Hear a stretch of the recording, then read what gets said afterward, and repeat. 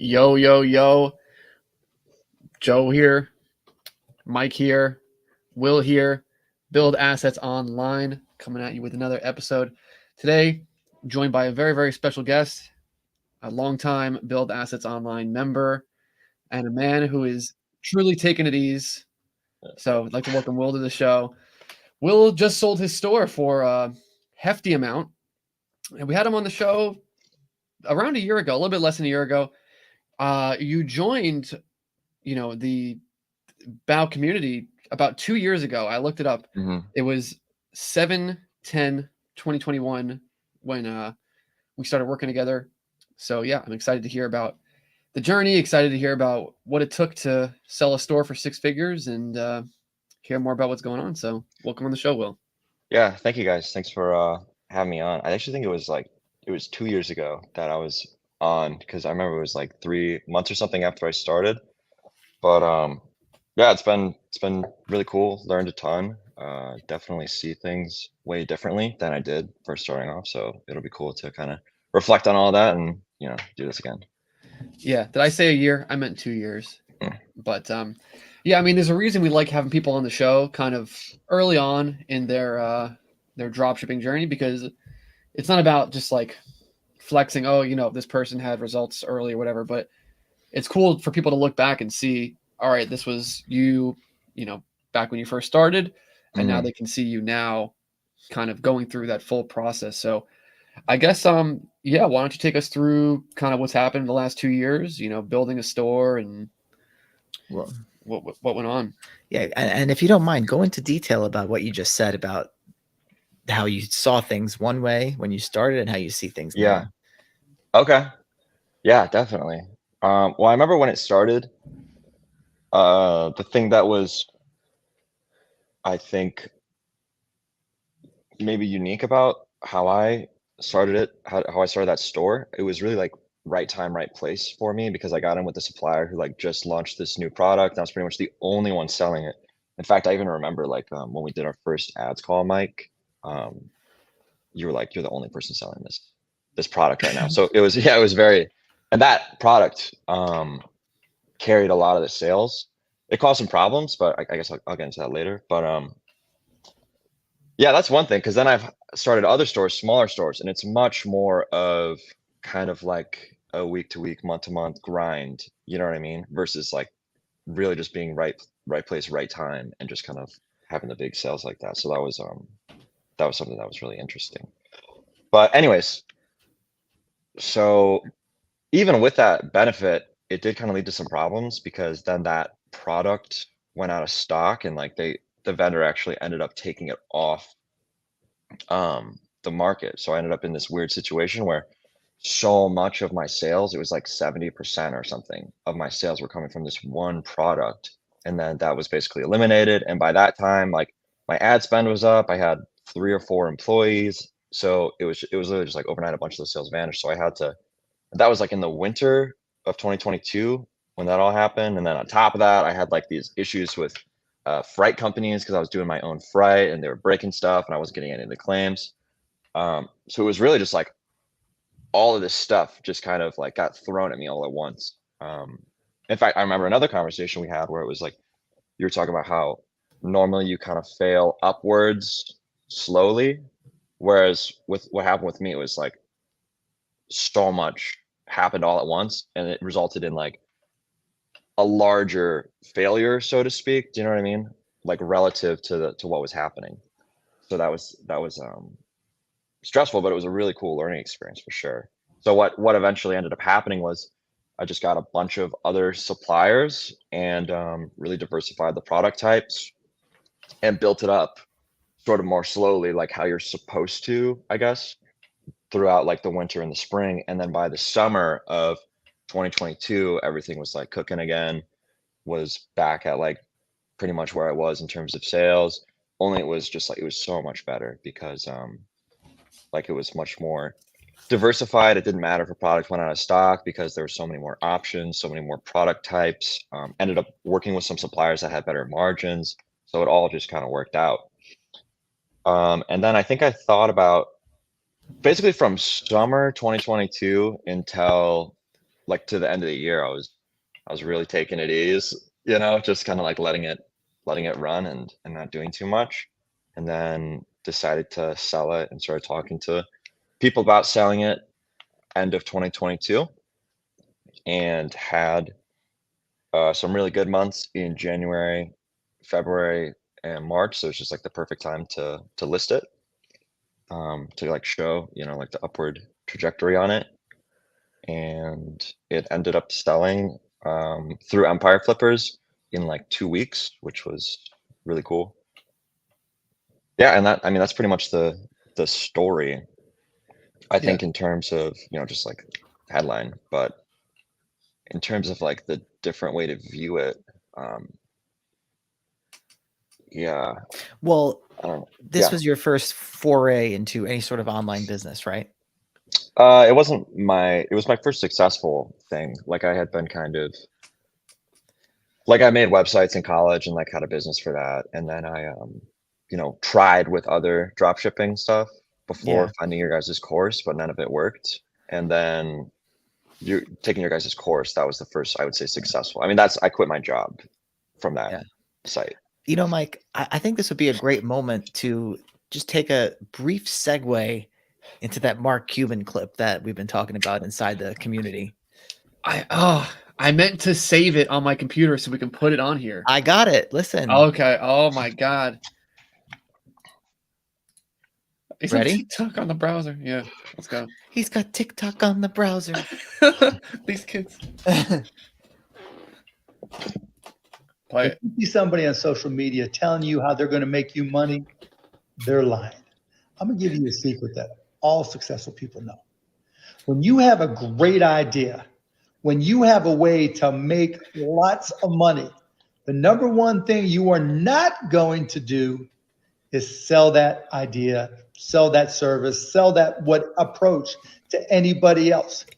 Can I just pause this for a second? Because I could be wrong about this, but I swear to God, on Shark Tank, he is the one. I don't know if it's him or Mr. Wonderful, but he always kind of alludes to the idea that like ideas are just nothing. Like it's just like it's the execution of the idea that matters versus the idea itself. So this guy, he's all over the place. This guy. What's wrong with his eyes? Maybe he had Botox in the forehead. It looked like some Botox happening. You're going to use it for yourself. You're going to start your own company. You're going to start your own LLC, whatever it may be, and take that and make money for yourself. Let me just give you some common sense information here. When somebody's selling their idea, shoes, drop shipping, whatever it may be. When someone's giving you a fulfillment method that you could try out, you better be shoes, drop shipping.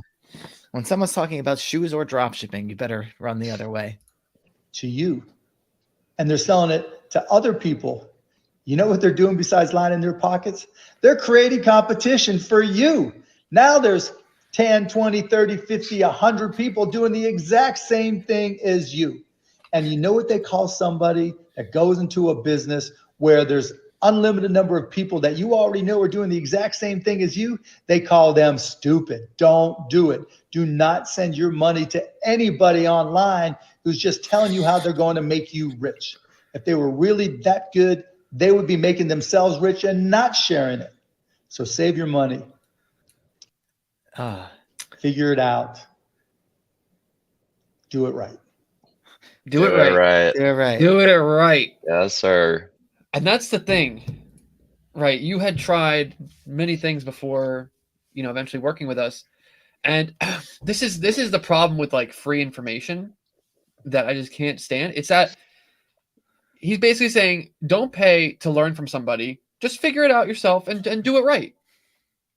But in order to do something right through free information, it's so difficult because you're just picking things here, picking things there.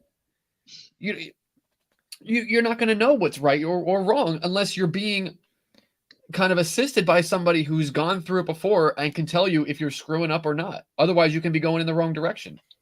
Yeah, I mean, obviously Mark Cuban's like a smart guy. He's good with money. I think he's probably talking more generally in this about like we're talking about free information, or people who are like, oh, it's like easy to make money. Cause I think that's the big thing is people get sold on the idea that it's easy and that it's like going to be a step-by-step process and you're not going to have to deviate outside of like what's said in the course or like I don't think it really matters what it is. You go to business school and it's the same thing. You know what I mean? Like you're still going to have to figure it out to a degree. Like you're not going to be able to just rely on a course. I don't know if you would say that if you looked at your guys's course. I also kind of disagree with what he's saying about how it's like anyone who's rather than selling it, they would just be off doing it themselves. I feel like that's kind of why there has to be like a, what would you say? And I mean, I would love to hear your guys' opinion on this because you're the ones that have a course and sell the course, but I feel like that's why there has to be kind of like a premium price on the course because it has to be worth it for the people producing the courses. Do you know what I mean? Versus like, okay, I'm just going to take this time and go build other stores. It's like, it has to make sense for people making the courses. Do you know what I mean?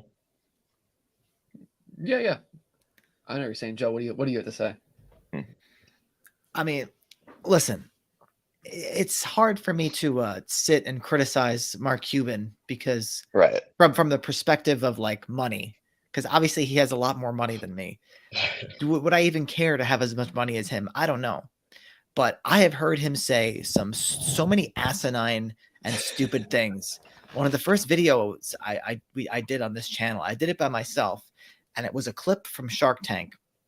And in the clip, Mark Cuban he's talking to this kid who's selling these water infusers. So like you put fruit inside the thing, you put the thing inside like your water, and it like infuses it. And he's like, and they're talking about the kid's website, and Mark Cuban's like, so how are you getting traffic? And he's like, yeah, I put up a bunch of like recipes on like fruit infusions or whatever. And then it goes from there to they're talking about his conversion rate, and his conversion rate is like 2.5%. And immediately Mark Cuban's like 2.5%. Like, I'm not investing in something with a 2.5% conversion rate. When literally say that was the whole story, like he's just getting traffic for stuff that's like fruit infusion recipes. You're not going to convert off anything higher from that. Like you're not even probably going to convert at 1% just for the nature of the intent of that traffic. Someone searching for fruit infusion recipes. So I don't know. Like, look, it's hard. Again, it's hard for me to criticize Mark Cuban from the standpoint of money. Like I feel like you kind of like look stupid if you're doing something like that. But I don't know, man. Like I feel like he's one of these people that made a lot of money and like got lucky. Yeah, I mean, he made his money a different way. Like, it's just different from what we do. You know, we're not doing startups. I don't even like the word like entrepreneur because I feel like it just embodies someone who's like trying to bring this new thing to the marketplace and like really, you know, putting their ass out there to create a product. Really, all we're doing is just like online marketing. Yeah. So it's not. I don't know. That's just not where he's made his money doing. So he's just not as familiar with this space. And when you're in a space like this, you pay for knowledge. You have to. Yeah. There has to be some sort of win-win. Like, and I'm not, I guess that's the difference is like, he feels like he could, I guess, speak into all these spaces that I guess he has a limited understanding of. He probably owns like a lot of e-commerce businesses, but, from the way he's speaking, like, I don't feel as if he understands them. I mean, I really think he's probably just talking more generally about the stuff that is really popular in terms of like, you know, kind of what you see more of, like where it's going to be, like I was saying, it's going to be super easy, just follow these instructions, which is not the case. And if anything, it's good that it's not easy because it means that it's like less people are going to be able to do it. Well, that's a good point, Will. I want to actually get to that because you talked about, you know, you got off to a great start and you were selling this one product and then it all came crashing down. Yeah. And like what I tell people is that people always want to know like how likely is it that I'm going to be successful and all this stuff. And really the only answer I can give is if you could just stick with it, then the chances of you being successful are extremely high. People give up because they just stop doing it for whatever reason. Maybe they encounter something, they encounter a hurdle and they just don't want to continue anymore. Or they do something kind of reckless with their money. Like you're taking, you're taking a bet you're not willing to lose. Mm, And so that's why we say, like, if you can just stay in the game, odds are you're going to wind up seeing it through and having that success. So, mhm. you know, it's good that you got off to a great start and it gave you momentum. But then when things actually came crashing down, like those times are when people quit. But you were able Right. to push through that and build your store back up to something that was way better than what it was previously. Yeah. Yep. I think a big thing with all this is throwing a lot of stuff out there. And that's something that we've always done. Like when we started drop shipping, I mean, after we kind of understood how to make the website, we were probably like 6-7 months into it. We had made a few sales. I mean, we threw up 5-6 drop shipping stores in a matter of months, because on one hand, yeah, you could focus on one thing and really grow it to its full potential. But I feel like in the space of online marketing, and when the overhead of starting a new, let's say, digital property is so low, having lots of digital properties in lots of different regions is the only thing that makes sense to do once you understand how to create the property. That's how I look at it. Yeah. I feel it's nice I didn't have to do that because I got the course. So I don't know. It's a service, but Well, I mean, yeah, Yeah. no, you didn't have to do that, I guess, but right. Well, yeah, for us like that, we didn't really know a path to getting to 100,000 in sales other than, okay, we have this one store, we got it to 20,000. Oh, all right, then we can do another store and get that to 20,000. Oh, and get to 100 that way. Yeah, that was our Or path to 5, getting yeah. to, and I mean, it's a very viable path, like Sure. because like, all right, if we want to get to 1 million in revenue Mhm. in a month, which we've done before when we had more stores, like doing 1 million a month in the form of having 3 stores doing 300K, Mhm. I think is, at least where I'm at skill set wise, is more achievable than having one store do 1 million. I'm curious to know what you think about as far as with dropshipping stores. Do you see it as something that can be like, what would you say? Okay, because I guess kind of when I got into it, I was really more thinking like, okay, this is going to be a great stepping stone for me to be able to like get my time back from work, to be able to learn, and then with the exit to ultimately like move on to something else. Um, like I mean, the goal kind of is to be more in like an investor position down the line, and so this is kind of the stepping stone out of that first kind of place. Do you know what I mean? But Yep. the way I hear you guys talk about it, sometimes it really sounds like more of like an end game situation. It could potentially, you know what I mean? It could potentially be like an end game situation, having like big drop shipping stores. Is that how you think about it? Or do you kind of think about it as like ultimately it's going to result in an exit that's going to put me like in a position to do something with the money? What do you mean by end game? In terms of like what would you say here? Like do you view it as like a beginner business model, or do you view it as something that is, you know, like land, for example, is perfect because land has more barriers to entry in terms of like needing the money.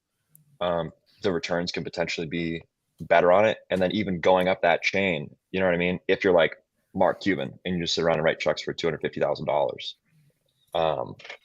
like where do you think drop shipping fits on that journey? Is it something that's just like a stepping stone to get to that next level, or is it potentially something that you can take all the way through with you?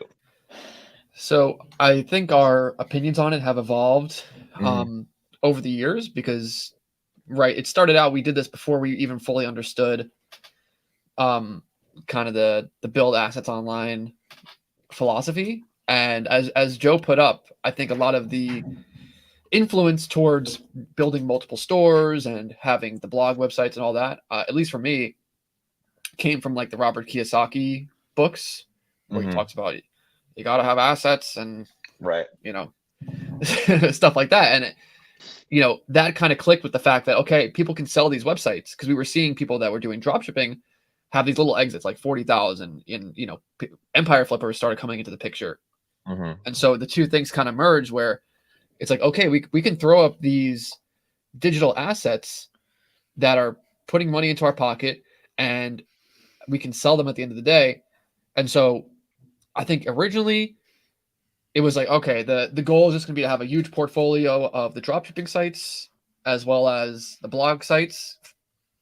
And then, other things come into the picture, like you said, like land and stuff, where that I view land as more of an investor. So if we're talking about the cash flow quadrant here that we have up, so for people that aren't familiar with this is from it's from a Robert Kiyosaki book. But obviously, people start out as employees, right? They're working a job, and then they become a business owner. But their income. No. It's It goes employee to. Oh, my bad. Yeah, employee to self-employed, right? Yeah. So self-employed is like a doctor, right? Yeah. So they're self-employed. Their time is still tied to their income, and then you become a business owner, where your time is not tied into your income. So I view dropshipping as sort of the B, but like you could have a portfolio of a bunch of companies, and you're still going to be kind of stuck in that B with the way that we do stuff. Yeah. Well, interestingly, I feel like we've seen dropshipping be in almost all of these categories, obviously besides the E, because they're all operating their own business at some level. But like, for example, the people that bought our last dropshipping store for like $650K, they were operating it at least I would say the top guy was operating it at the I level. Whether he was operating it well at that level is a separate discussion. But I think that's the funny thing about dropshipping, is that it can fit into any of these points on the cash flow quadrant. It just depends on, how big of a team you want to have. Like, I think, yeah. And so I think regarding Will's question, that's kind of where I felt like years ago, you could get to the point of true investor status with dropshipping, where you could have a portfolio of websites and you have it fully outsourced. So like an investor would be, like Warren Buffett, right? Like he's not involved in the day-to-day for any of these companies. He just puts money in, and therefore his net worth grows in that regard. Right. I think it's difficult to achieve that with dropshipping. Yeah. To get truly into the investor quadrant, I feel like it's difficult to achieve that with anything. Yeah. I mean, even land, like, even we're still in the self-employed. I mean, probably between the S and the I, because we still deal with the phone calls, do the mailers, sign. You go to the UPS store and you're signing stuff. So I view the I as I don't see Warren Buffett going to the UPS store to sign some paperwork. Fair. 100%. Yeah. I think to get to the I with online business it's going to be difficult, because everything that we're doing is to build our skill set for online business, right? So like even if we want to say invest in a website, buy it, and then grow it, it's going to require some sort of input on our end, right? Right. I think it would really, in order to get to the I category in any online business, to truly get to the I, whether it's drop shipping, whether it's land, whether it's affiliate, whatever, I feel like you actually have to have a decent amount of capital and have the ability to like interview and hire capable people. Yes. That know what they're doing. Like I can't see you being able to do it just training someone up from like the bottom. I feel like you have to bring in people that already have similar skills to you and pay them well. Yeah. Because hiring, I mean, at the end of the day, hiring like good people that can truly, truly replace you as the self-employed / business owner, I feel like it's next to impossible from where we're standing. I mean, I think next to impossible for the average, like somebody doing this as a homegrown operation, right? Yeah, like, that's what I mean. From where we're standing, like, we're not in the. I think it would cut too much into just the take home profit of it, like because like Elon talks a lot about how important it is to like. He's trying to find the absolute best people on earth at the particular thing, and basically poach them to get them to his companies because he knows that that's what's going to drive the growth. For us, it's not worth it for us to hire that best of the best person and pay them like that because we're just not playing that game of, It's IPOs different. and all It's that. totally You know what I'm saying? different. Yeah, of course. Yeah. So, yeah, I think to summarize the answer to your question, Will, I think originally our journey, we've been trying to journey to get to like the I status. And for me, I've just come to the conclusion that like, I don't necessarily have to be the I could just be the business owner, have a bunch of different businesses with a bunch of different benefits. Like blogging has its own benefits, dropshipping has its own benefits, land has its own benefits. And I could just kind of oversee it all and take it easy that way. But what you could be doing is you could be upping the ante of, I would say, business models with barriers to entry. Like obviously dropshipping in terms of money has a very, very low barrier to entry. Right. Land has a higher one, but then land, there's probably a higher return on your time because there's more money required. Yeah. So I would say it scales that way as you can create more opportunity by using your money, whether you're using your money to hire people. So yeah, like any of the quadrants. I don't know. I lost where I was going with that. But yeah, no worries. Hopefully the point got across. Yeah, no, I think it did. The money is kind of put to work in different ways, just based on what the business is. Yeah. Because Will, you just started out and your first kind of foray into online business. Not your first exactly, but like you started getting traction with the dropshipping stuff, right? Yeah. Think about how little the startup cost was, and you were able to get that sort of consistent monthly return. Obviously, there were crashes and there were issues you had to deal with, but like it's a much more kind of consistent rolling business model, and that's kind of where I think it's so great is that how flexible it is, how high ticket it is for the level of flexibility and the level of investment that it takes, and the fact that you're building an asset, right? Yeah, right.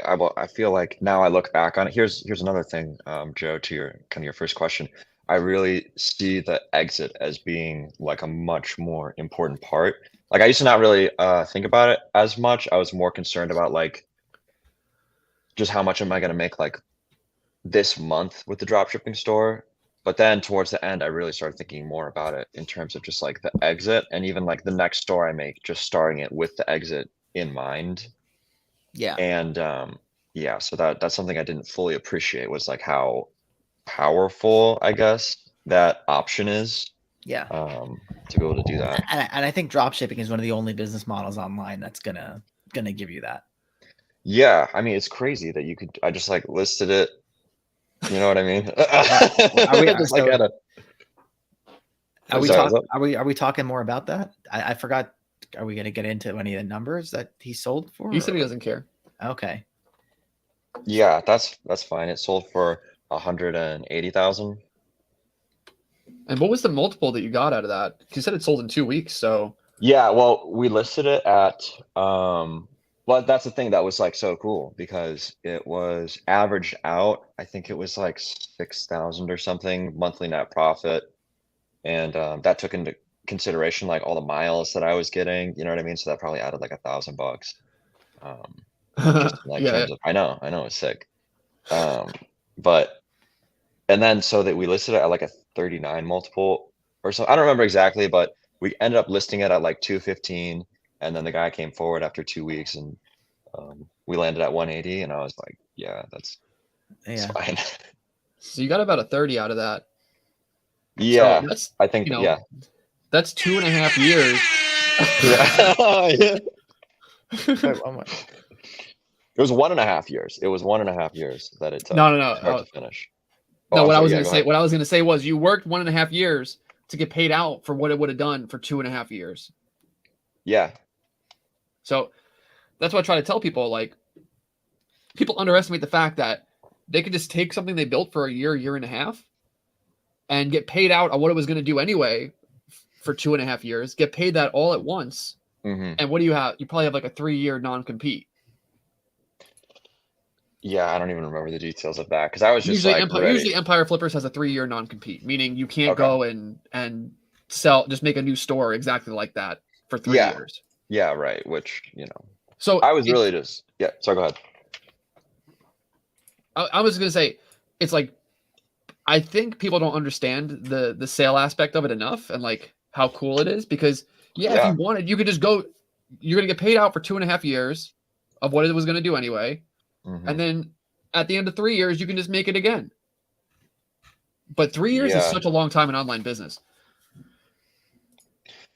Yeah. I mean, honestly, it's just so nice. I feel like, because now I'm in more of a position where like I'm doing land and it doesn't matter that I'm not going to see returns for probably like, I don't know, 6 months since I started or something like that. But it's like once those returns come in, I know it's going to be sick.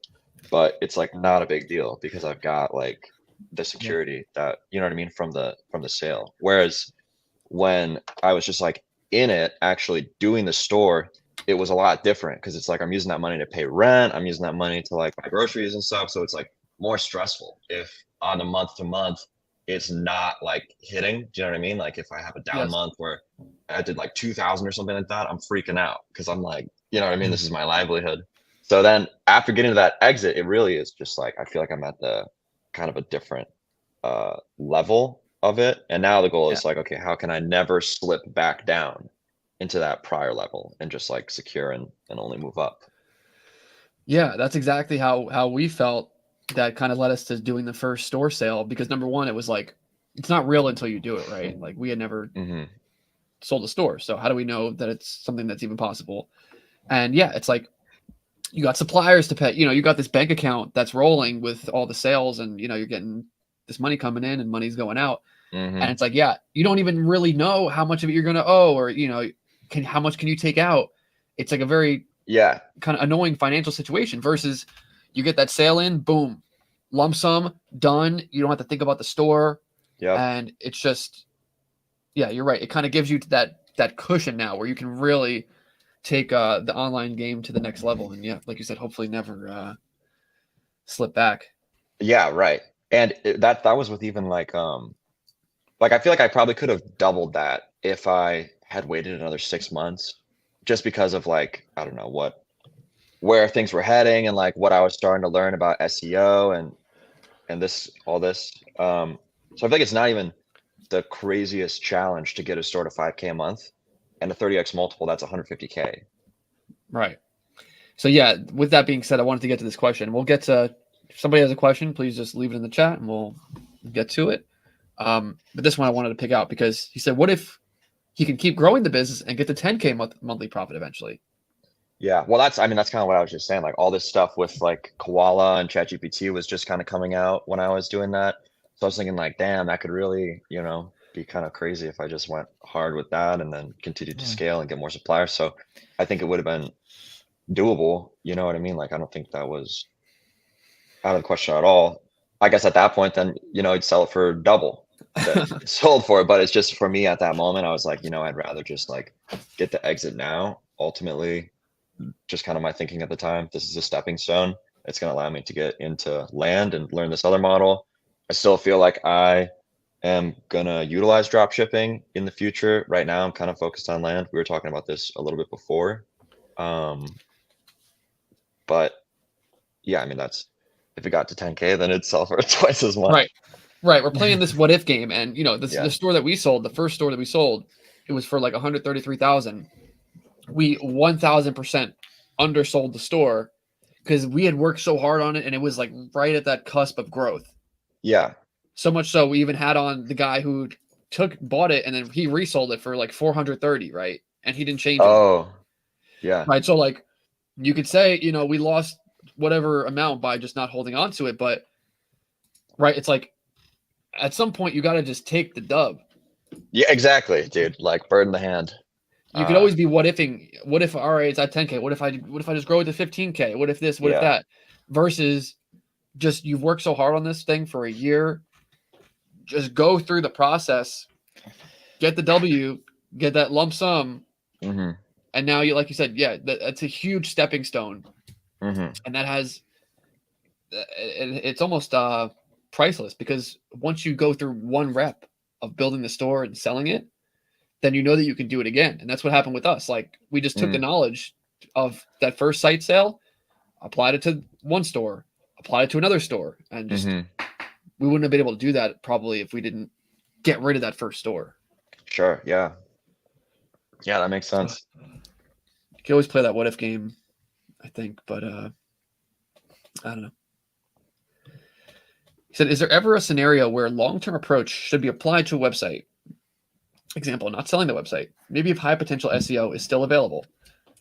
I mean, you should probably always take a long-term approach to it. I guess if, like now, I'm taking a much more long-term approach. Like I've got another dropshipping small store that's super small, and I'm not really putting that much into it because, like I said, I'm just focusing on land stuff. But I'm still putting up like, I don't know, 100 blogs a month or something like that. And that is a more of a long-term play because I figure like, okay, in a year and a half, when I come back to this, at least I'm going to have, hopefully a bunch of organic traffic. So I think that if your position allows you to take a long-term approach, it's much better. But if not, then you have to just work with what's in front of you. Yeah, I think he's just trying to get at the point of like, okay, when do you sell versus when do you grow? And I think it's just something that every store owner kind of realizes. Like once you're, I mean, we've just seen it, I feel like I've seen it with you. I've seen it with other students who've sold their stores recently. It's like, there's a certain point, they're just ready to sell it. Yeah, for sure. Nobody can tell you when that opportunity is. You can say, I'm going to grow the store to $1 million a month. And maybe you do it. Or maybe you decide, you got to decide what's worth it for you. Do you want to keep grinding at the store for another year on the fact that, you may grow it from 5,000 a month profit to 10,000? Yeah. Or do you want to, again, just take your way up right now on your investment? Do you want to just really cash out? I don't know. There's game shows about this. This is the whole fundamental human psychology, I guess. I remember. Sorry, go ahead. No, go ahead. You're the guest. Thank you. Very hospitable, Joe. I remember feeling pretty like burnt out winter, like December 2022. I remember feeling pretty burnt out on it because just like the ups and the downs and like, dealing with the customers, which gets kind of like every little thing that goes wrong when you're at that level is like multiplied out because you are using that money to pay for rent, Yeah. So it's like every little thing, it feels like, at least in my case, I guess I can't speak for everybody. Did you ever hire anybody? Like, did you have like a salesperson or did you have Yeah. I had excellent employees. So that was also pretty cool. Cause by the end, all I was doing was talking to angry customers. You know what I mean? Like that's pretty much all I was doing. Like people who were like, I want to talk to the boss. Oh, okay. Yeah. So it's like, once every 2 weeks, I would just talk to like a really angry customer. And that's almost all I was doing. And like the books and, that kind of stuff. Okay. So you had like a decent amount of steps back. Totally. Yeah. And actually that was driving me crazy kind of because I was like, I don't know what to do with all this time. Like, I don't want to, I have all this energy still. You know what I mean? So that was kind of something that I'm still having to like learn how to do. Yeah, learning how to take it easy. Dude, I can't. It's not in my blood. Well, you if you're in NYC, can't you just walk outside? Isn't there stuff going on? Yeah. But I want to be like making a bunch of money, bro. He's got to support the NYC lifestyle, bro. Dude. He's worried about, right, dude. He's got a 6-figure store. He's like, how am I going to pay the bills? His monthly rent is, $15,000 a month. Yeah, right, dude. But good thing to know I got a year of rent secured with that sale. There you go. Pay it all up front. Wait, is that how much rent is? $180K a year? No. Okay, good. I mean, it can be. Yeah. What would 150K a year get you in rent? Or like what type of place can you get? That'd be like what, 10, 12K or something a month. Pretty good. Yeah. Pretty nice place, How many bedrooms? Bedroom. Maybe a nice 2-bedroom. Yeah, exactly. Like downtown Manhattan. Let me ask you a question. Yeah. You live in an apartment building, right? Mm-hmm. Do you have a gas stove? Yes. Now, if one tenant left their gas stove on, like, isn't this a recipe for the whole building exploding? Dude, hasn't happened yet, but maybe. I'm sure they've got some kind of like safety thing or something, maybe. I would hope. It's something I think That's a about. great question. Can somebody who's watching this please figure that out? Because I remember one time I accidentally left the stove. Like I didn't even leave the stove on, but like Mm-hmm. I kind of like bumped into the stove and it turned on, and then I left the house. And then when I was like a teenager, and then when I got back, like my parents were like, "You left the stove on." Like the gas was just on, and like dude, like Yeah. the whole house could have exploded. Like Right, you know, traumatized. we yeah, turn with on the it. lights, turn on the light switch, everything just goes. So you think about that in a New York City apartment. I don't know. I don't know, man. One more thing to worry about. All right. Anyway, Yeah. Let alone the crime, Joe. I don't even want to get into that. Anyway, Eric, sorry if I missed, but what was the monthly revenue, Will? I think it was like 120. Sorry, backing up a bit. Do you guys? I know you guys are in Jersey. Are you guys close to the city or like Central Jersey? Is that right? Yeah, Central, like an hour, Okay. depending on what time it is. Yeah. Okay, gotcha. Cool. Yeah, I think the revenue was. I mean, averaged over 12 months, it was 120. Okay. Solid. So the margin was like 5%. Well, after everything, I mean, yeah, like it sounds like when you factor in the return on ad spend and stuff. I mean, Mhm. do you remember what that was? What you were hovering at there for the return on ad spend? Like 15. 15x return. That's good. Yeah. So then your margins with the suppliers weren't really like phenomenal. No, Is that what was? that was what it was. Yeah, the margins weren't the best. But I mean, got the job done. Shipping was expensive. Yeah. I mean, it is what it is, right? Like the beautiful thing is that you're not paying for this stuff up front. Like really, you're just collecting margin. Yeah, right. Right. So like there is going to be more of a risk if you're paying $10,000 to a supplier for an item that you're going to make $200 on, hmm like because there's just the inherent, I guess, like chargeback risk. Yeah, well, that's what I was gonna That's say. I like- feel like that's the risk. You know, Yeah. is the Did is you the did you chargeback. suffer from a lot of chargebacks in your Um, no, but I definitely had one or two. I think. Yeah, two that I can remember that were just like complete BS that I lost. You know what I mean? And that's enough when you're talking about like a $7,000 item or like a $3,000 item. That's enough to like wipe out the entire month, basically. You know? So that's not very nice when that sort of thing happened. It didn't happen that frequently, and then I got way better at like mitigating it as well. So there are things you can do to mitigate it, which was good to learn. But yeah, I mean, by the end of it, if I sold like a $10,000 product, and then which this actually did happen one or two times, and it was like I was only gonna make $100 on it. I was like, dude, I'm not gonna. I don't know. I just didn't want. Yeah, It's yeah, like yeah. not worth Yeah. it. Yeah, we've definitely done that where it's like you could just see a headache before it's going to happen, you know? Exactly. Yeah, exactly. So I why was would just, do that? I was just doing a calculation, and like even with the charge, I feel like at the time, if it hits, you get a big chargeback. It's pretty traumatizing. Mhm. But like if you have a 1% chargeback rate, and like say you did $200,000 in revenue, Yeah. that's like like you're losing, and then you say a 1% chargeback rate that you lose, you're losing like $2,000. But if you have a not, I mean, I know you had a little less, but if you have a 10% margin overall, you still made $18,000 on 200,000. Yeah, I mean, everything still worked out. Like it, I think it's just part of the Yeah. business. Yeah, Shopify won't let you have more than a 1% chargeback rate or else. Which that would be like insane. I mean, I had Yeah. hundreds or. Yeah. Well, I think thousands of at one point one of our stores did skirt above it for a minute. Oh, really? Well, that was pandemic stuff, and Okay. yeah, it was let's just say that we weren't the ones running the store. Hmm. And liberties were taken with certain things. Anyway, Dan K said, "What's up, Bow Crew? Just wondering if any of your students have dropshipped in Australia. Do we have any Australian students?" I think we had one that, yeah, I mean, we've definitely had a few.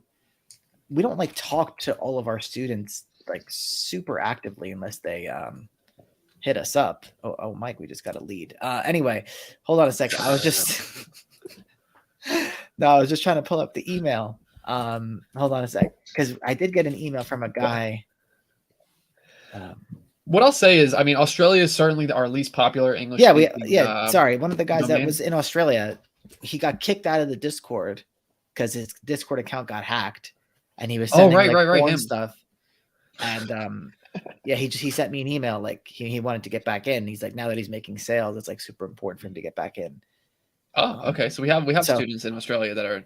But yeah, that's what I'm saying. It's not like we're talking to him, and I know all of the intimate details of his business. But the point is, we do have sending other intimate details. That's yeah. No, we do have students in Australia making sales, so it seems. Yeah, the game is the same, really, in Australia, in the US, in Canada, in the UK, and really the advantage of the US is that it's just you have like map, but it's just more it's just competitive, right? But it works out. You have these other English speaking countries, it's just far less competitive. So it's like you can get a product like the stuff the keywords I see students get sales for in Canada, UK, Australia and stuff. It's like so dumb. They'll just search like I don't know. People search like tub and then they just buy in the UK. You can never do that in the US. So Game Control says, anything you would do differently looking back? Yeah, I wouldn't use my own shipping carriers. Definitely not. I would just use the suppliers, shipping carriers, and let them carry that risk. What if they won't ship on their own account? I wouldn't even bother. Like I'd just say, okay, take it easy. Take it easy. Yeah. I don't know. That's what I would do but I know people, I guess I've seen people in the Discord talk about it that do it successfully. Maybe it depends on the product type you're selling. The product that I was selling was fragile and it broke a lot. So it was like 10%, you know what I mean, of all the shipments were breaking. And then I got almost none of that money from the claims. Really? Yeah, no, because it was just so it was so stupid. You're telling some horror stories here. I thought this was supposed to be a happy interview. Well, I mean, the ending was great. Like it all worked out, He failed upwards. Yeah, like that's kind of what I'm saying. Like I don't think it's gonna be easy or supposed to be easy. And that's a good thing that it's not, because maybe other people would have just like stopped in that position, and maybe I would have stopped if I had just been like at a different kind of point in my life. But I think getting through that. Yeah. Well, let's talk about that. I guess what was fueling you to, number one, when along the way did you quit your job? And number two, I guess what was fueling you to really go past these hurdles? Because you went through a few, you were, like you said, you ran into supply chain issues back when kind of everybody did in 2021. Right. And, you had some shipping issues. You worked through a lot of things, and obviously it became a very profitable and successful venture. So what was the mindset? I mean, I don't know. It's not like I was gonna die if it didn't work out, so it would have been fine. Like I would have just gotten another job and, it wouldn't have been a big deal. So I was just thinking that I never really thought, I never even considered like stopping. But I guess why not? I don't know. I just didn't. I thought of it more as like, oh, I need to solve this problem. I need to solve this problem. Yeah. So you kind of saw the opportunity. Yeah. Like I knew that it was going to be good. Like I was going to be able to figure it out. I really had to I feel like there were definitely kind of points where I felt like I just had to kind of have blind faith that it was going to work and just kind of trust myself and trust the process. But yeah, I think that's what it was. Like I just knew that this was sort of the path that I needed to be on. It never felt like I was on the wrong path. Like it always felt like I was on the right path. There were just challenges. Sure. Yeah. So Dade County local. said 5% net profit on 120K gross rev question mark. Yes. So that was after employees and stuff, you're saying? Like Yeah. shipping, obviously, shipping Yep. expenses and all that. Yeah, I mean, that's kind of, I feel like, a bare minimum. And I guess, yeah, in the industry that you were in, you were taking some haircuts on the shipping cost and Mm-hmm. whatever. But yeah, at the end of the day, like, again, because we're not paying for the products, it's like, it is what it is. This is like something Mark Cuban Yeah. would say. Like, only 5% net profit on 120K. I'm out. Yeah, which I definitely, I don't, yeah, I don't know, but it like works out, especially because it's like, it's just, you're just an individual, you know? So if, you know, it's different than like a big business or something. It just feels a little different because it's like, well, big and businesses. you, I mean, yeah. I know a guy that owns a grocery store, Mhm. and there was a point. One of our first. I mean, this was well before we did any of this. Well, no, maybe it wasn't. But me and Mike were going to make a food product at one point, and we went talking to like some people. And I remember we were at this lady's house who was like a big seller into like Trader Joe's and Whole Foods. Like I don't know the exact Yeah. term for it. What was she, like a liaison or some sort of middle woman between the buyer, like from Trader Joe's, to like discovering like new products and companies or whatever? She was like she facilitated that. Anyway, she was telling us that the margins, and I know this because I know a guy that owns a grocery store, and I'm generally familiar with this. The margins for a lot of these brick and mortar businesses is 2, 3, 4% after you account for Mm. things like shoplifting, like the cost of the building, like all that kind of stuff. Yeah. So, I mean, 5% net profit when you're taking it easy in your apartment. I mean, it's nothing to sneeze at. Yeah. Also, the flexibility of the margin is something that is important Yeah. too. But 'cause it's like, they bought all the inventory at the store. exactly. Right. Like if you don't like the percent net profit you're at, then you can lower your ad spend. So you're spending less per click and then your return on ad spend is higher. You can put more money towards higher margin suppliers. You know what I'm saying? Like on one of the first store we sold, right? We had a product that we would get our margin up front was 10%. So after ad spend, after a discount code, whatever, it was less. But they sold so easily and they were just popping off that it's Right. like I didn't care because just the ease factor was there versus an item that was maybe $5,000 where I got to hop on the phone, I got to really secure the bag, and I'm going to make 30%. It's just different things. So Mhm. you have the ability when you have your own store to really make it fit for whatever makes you feel comfortable. Yeah, I didn't even know my net profit margin until I went to sell, because for me, it was always just about like, what's the dollar amount of profit that I'm making? Yeah. You know? So like, and it's different too, because it's like we were talking about, there's no upfront risk really, like, because you're not buying inventory. So it's different. Like someone might look on that and be like, oh my God, you're buying $100,000 of revenue or whatever that, $14,000 of revenue, and then or fucking, sorry, Quick maths. of inventory. You're buying $114,000 of inventory, and then it's like you're only getting 5%, but you're not doing that. It's like you said, you're just collecting margin. Yeah. So I think it's easy to kind of look at these. Yeah, like, oh, all right, there's Percentages not enough and take home profit. All right, I'm gonna get rid of an employee, or yeah, because it's So, like that's what. you build it up, right? All right, I'm making enough month over month that all right, I can bring somebody in, Yeah, and and the it's like you're profit. constantly. Sorry, Yeah. the profit seems like that's what matters more. Like even when I was going to sell, that's what people cared about, was like, oh, it's making $6,000 a month. It wasn't like, oh, it's 5%. Yeah, actually, in regards to selling, you had mentioned you had some good months right before you sold. Yeah, Do you think that helped push the sale along as well? Because I think when people go to sell a store, if there's a level of decline in the previous 3 months yeah, and 6 months and stuff like that, like those trends are also very important for a quick site sale. Yeah, I mean, I kind of knew that that was going to, well, I suspected that that was going to happen because Q4, I mean, I only was doing it for a year and a half, but Q4 of the previous year had slowed down, and then Q1 like really took off.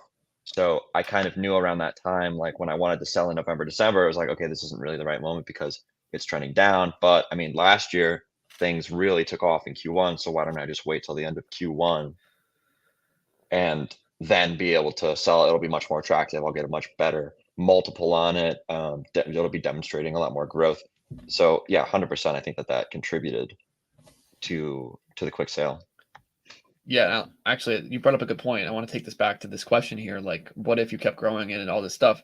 The timing of the asset sale is very important, Hmm. right? So, like, if you are at the point where you're like, yeah, I want to get the cash out, or you feel like it's something that could be feasible, that opportunity, like the path from 5K to 10K isn't always just like linear and you know exactly what you're doing the entire time and perfect. It could be, all right, I'm trying to get to 10K and then I overspend 1 month a little bit. So then my profit, I went 5K to 7K. Now I'm back down to 5K Hmm. and I overspend and then I'm back down, here. And then maybe you get it up eventually. But like you're taking that risk of having those bad months or that rockiness that could affect the way like a buyer might view the website. You know what I mean? Yes. So Yeah, I like do. And also it has, I'm sorry, go ahead. was going to say for you, you had it lined up to where you had your growth period and you knew it was going to, Q4 was going to be a good set of months for growth. And then right as things were going up, you listed it for sale. It's like, Yeah.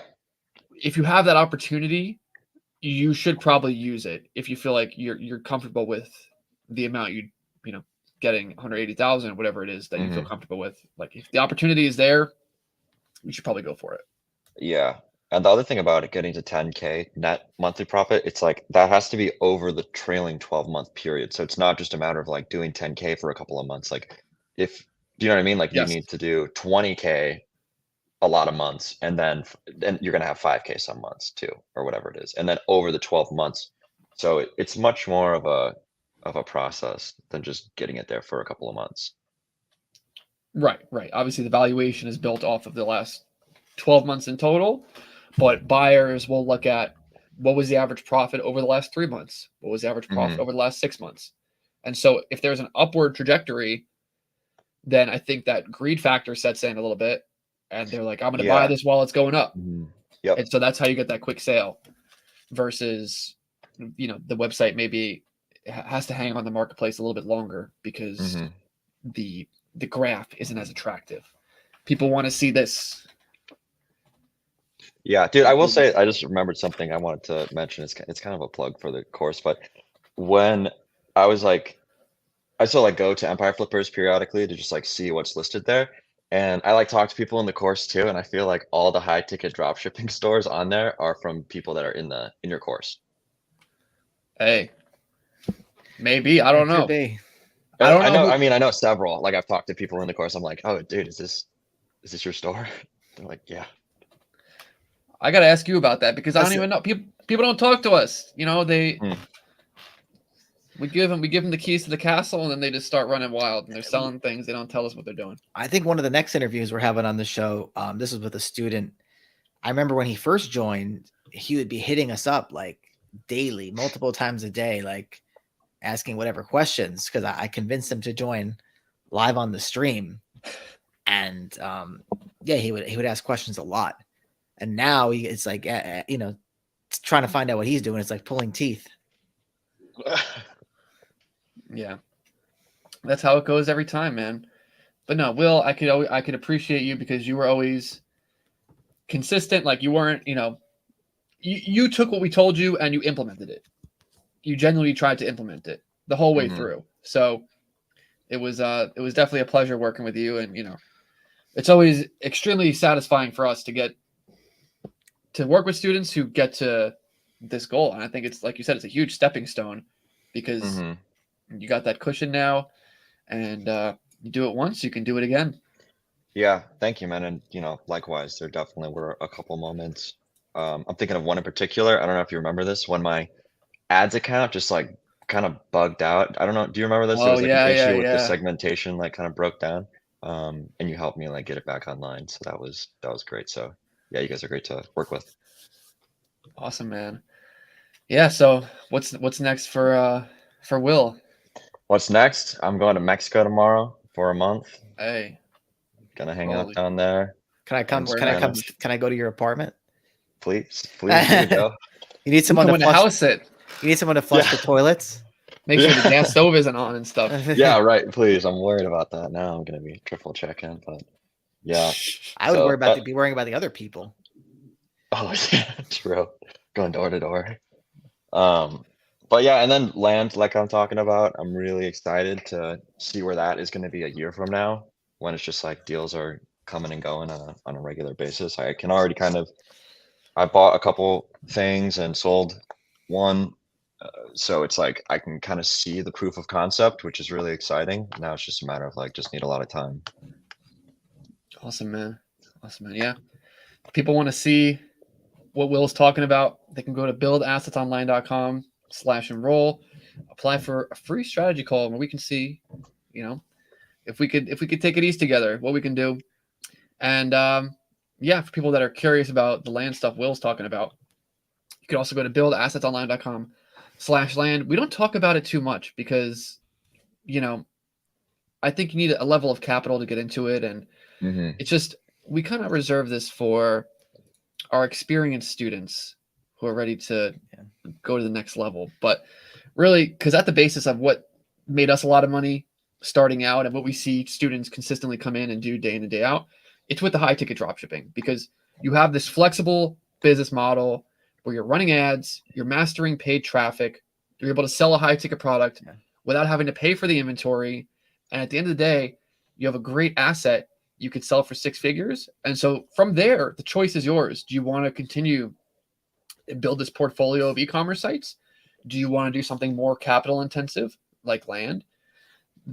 High ticket dropshipping really puts you in the driver's seat of online marketing. It teaches you the skills, and where you go from there is up to you. So any final remarks? I have one final remark. Let's be real for a second, Mike. All the students that we've seen be successful with land, it's always right after a high ticket dropshipping exit. 100%. Yes. This is a common pathway of ours, is the students, they go through our course, they build up the store, successful store, they sell it, they got a bunch of capital, they're like, all right, I'm gonna do some land. And then they wind up doing well with that. But yeah, they usually build that foundation first. So that's what it is. Buildassetsonline.com. Thank you so much, Will, for joining us. Thank you guys. Watching. You can take it or leave it, kids. But as always, take it easy.